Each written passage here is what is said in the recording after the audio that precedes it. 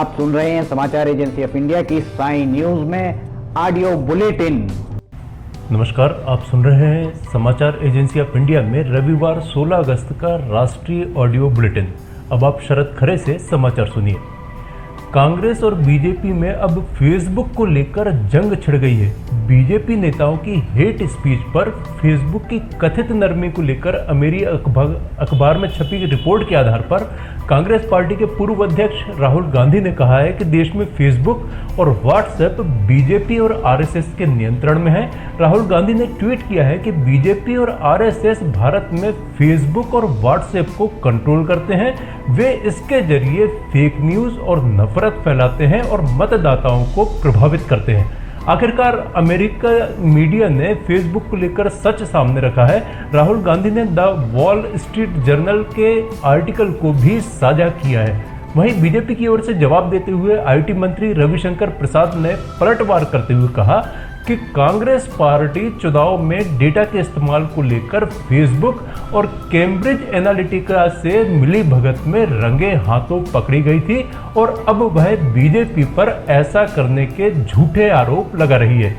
राहुल गांधी के आरोपों पर प्रतिक्रिया देते हुए रविशंकर प्रसाद ने कहा कि ऐसे पराजित लोग जो अपनी पार्टी में भी लोगों को प्रभावित नहीं कर सकते हैं, वे कहते हैं कि पूरी दुनिया बीजेपी और आरएसएस द्वारा नियंत्रित है।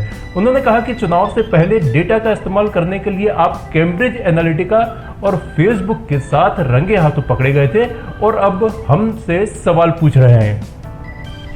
कोविड-19 के मद्देनजर पहली बार कई तरह की कवायदों के साथ संसद के मानसून सत्र के लिए तैयारियां की जा रही हैं। संक्रमण से बचाव के लिए लोकसभा और राज्यसभा में बैठने की व्यवस्था में भी बदलाव किया जा रहा है। उचित दूरी का पालन करते हुए सदस्यों के बैठने के लिए दोनों चैम्बरों और दीर्घाओं का इस्तेमाल किया जाएगा।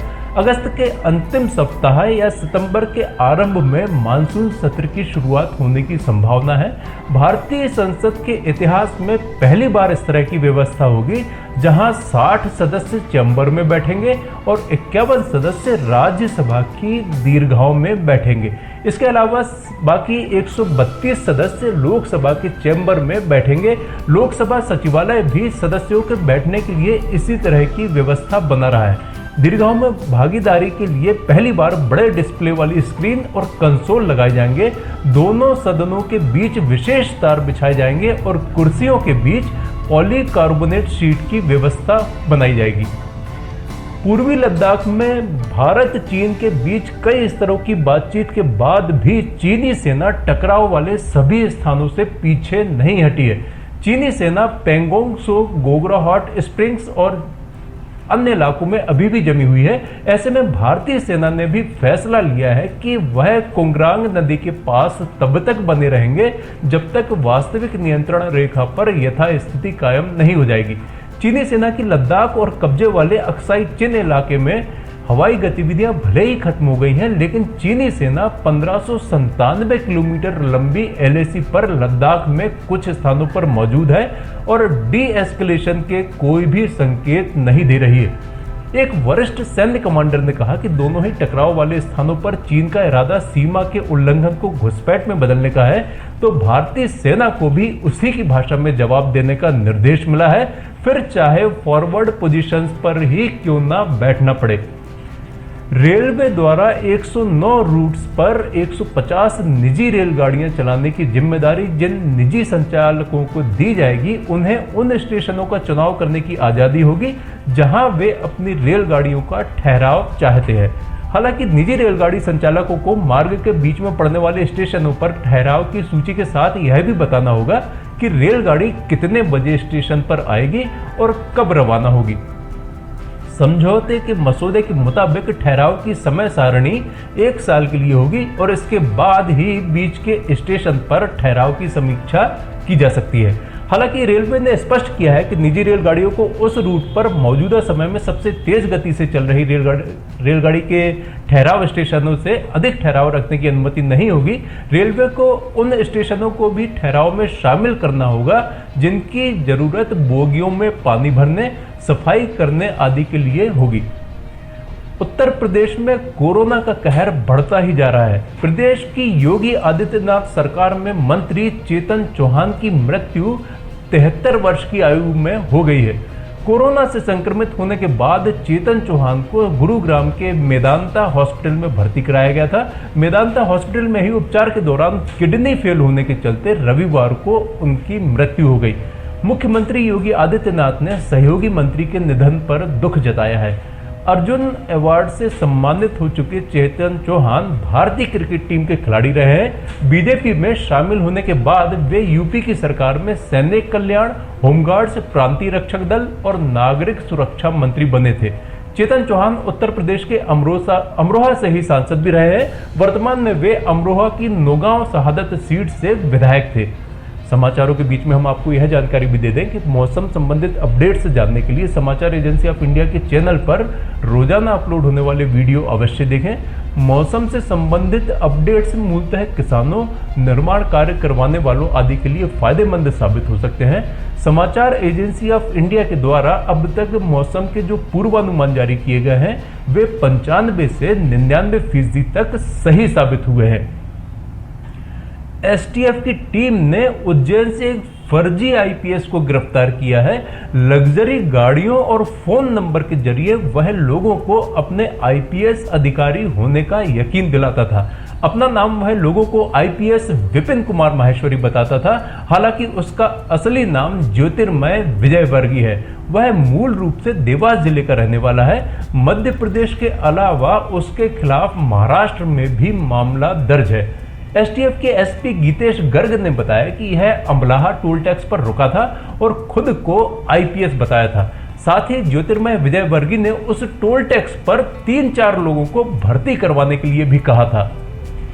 तेलंगाना में भ्रष्टाचार निरोधक ब्यूरो एसीबी को एक बड़ी कामयाबी हासिल हुई है, जिसने शनिवार 15 अगस्त को एक सरकारी अधिकारी के आवास से छापेमारी के दौरान 36 लाख रुपए नगद और आधा किलो सोना बरामद किया है। सरकारी अधिकारी को शुक्रवार को 1 करोड़ रुपए की रिश्वत लेते हुए रंगे हाथों गिरफ्तार किया गया था। मीडिया रिपोर्ट के मुताबिक अधिकारी की गिरफ्तारी के बाद एसीबी ने उसके आवास में दूसरे दिन छापेमारी करके 28 लाख रुपए घर से और कार से 8 लाख रुपए बरामद किए। इसके अलावा आधा किलो सोना, लॉकर की चाबी और अचल संपत्ति के दस्तावेज भी बरामद किए गए हैं। दरअसल एसीबी अधिकारियों ने शुक्रवार को एरवा बलराजू नागराज को रंगे हाथों गिरफ्तार किया था, जो हैदराबाद के समीप मेडचल मलकजगिरी जिले में कीसारा के तहसीलदार है। अधिकारियों ने बताया कि तहसीलदार ने 2 करोड़ रुपए की रिश्वत मांगी थी, जिसके बदले में केसरा मंडल के रामपल्ली द्यारा गांव में 19 एकड़ भूमि से संबंधित समस्या के निपटान को हरी झंडी मिलना थी। देश में कोरोना संक्रमित मरीजों की तादाद 26,10,010 पहुंच गई है। इसमें से सक्रिय मरीजों की तादाद 6,78,878 और रिकवर्ड मरीजों की तादाद 18,80,263 है। इस बीमारी से हुई मृत्यु का आंकड़ा 50,453 हो गया है। जिन राज्यों में 5,000 से अधिक एक्टिव मरीज हैं, उनमें महाराष्ट्र में सर्वाधिक 1,56,409 एक्टिव मरीज इस समय हैं। महाराष्ट्र के बाद आंध्र प्रदेश में 88,138 एक्टिव मरीज, कर्नाटक में 81,274 एक्टिव मरीज, तमिलनाडु में 54,213, उत्तर प्रदेश में 51,537, बिहार में 32,715, पश्चिम बंगाल में 27,219, तेलंगाना में 22,542, असम में 22,087, उड़ीसा में 18,927, केरल में 14,891, राजस्थान में 14,265, गुजरात में 14,261, दिल्ली में 10,823, पंजाब में 10,407, मध्य प्रदेश में 9,986, झारखंड में 8,262, जम्मू कश्मीर में 6,985 और हरियाणा में 6,943 एक्टिव मामले हैं। आप सुन रहे थे समाचार एजेंसी ऑफ इंडिया में रविवार 16 अगस्त का राष्ट्रीय ऑडियो बुलेटिन। सोमवार 17 अगस्त को एक बार फिर हम ऑडियो बुलेटिन लेकर उपस्थित होंगे। यदि आपको ये ऑडियो बुलेटिन पसंद आ रहे हो तो आप इन्हें लाइक, शेयर और सब्सक्राइब अवश्य करें। अभी आपसे अनुमति लेते हैं। नमस्कार। आइए हम आपको बताते हैं समाचार एजेंसी ऑफ इंडिया के चैनल को आपको किस तरह सब्सक्राइब करना है। समाचार एजेंसी ऑफ इंडिया के चैनल को सब्सक्राइब करने के लिए आप सबसे पहले ब्राउज़र खोलिए, या तो आपके पास यूट्यूब होगा, यूट्यूब को खोलिए। यूट्यूब में आप सर्च करिए, सर्च बटन पर टाइप कीजिए LIMTY स्पेस दीजिए KHARE। जैसे ही आप ये करते हैं ये आपके सामने खुल जाएगा। इसके खुलने के बाद आप देख सकते हैं यहाँ पर साई SAI आपको ये दिखाई दे रहा है। लाल रंग का जो बटन आपको ये दिख रहा है लाल रंग का, इसको आप क्लिक करिएगा। जैसे ही आप इसको क्लिक करते हैं इसका रंग लाल नहीं रह जाएगा। इसके बाद दाएं कोने पर जाइए, दाएं कोने पर ऑल पर्सनलाइज नन, इसमें आप ऑल को क्लिक कर दीजिए। जैसे ही आप ऑल पर्सनलाइज बटन को प्रेस करेंगे, ऑल बटन दबाएं। जैसे ही आप ऑल बटन दबाते हैं आप इस चैनल को सब्सक्राइब कर देते हैं। इसके बाद आप देखेंगे यहाँ पर सब्सक्राइब वाला बटन आपको लाल नहीं दिखाई देगा। आप सब्सक्राइब समाचार एजेंसी ऑफ इंडिया की साइन न्यूज़ या समाचार एजेंसी ऑफ इंडिया को सब्सक्राइब करते जैसे ही आप करेंगे, उसके बाद समाचार एजेंसी ऑफ इंडिया और साइन न्यूज़ पर जैसे जैसे वीडियोस अपलोड होंगे वैसे ही बिना देर के आपको ये सारे वीडियोस के नोटिफिकेशंस आने चालू हो जाएंगे। आप समाचार एजेंसी ऑफ इंडिया की सारे वीडियोस देख सकेंगे।